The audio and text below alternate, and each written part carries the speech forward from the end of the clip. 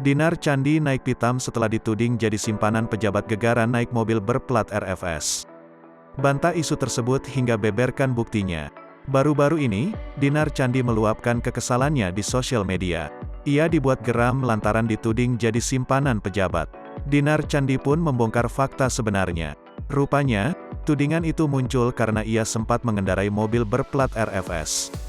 Sebagaimana diketahui, plat RFS merupakan kepanjangan dari Reformasi Sekretariat Negara.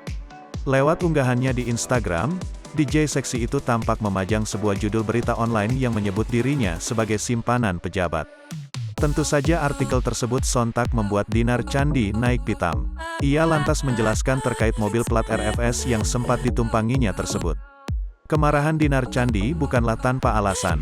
Pasalnya selama ini ia banting tulang bekerja demi bisa memenuhi kebutuhannya. Mantan kekasih Ridho Ilahi itu tak terima ada pihak tak bertanggung jawab menuding dirinya jadi simpanan pejabat.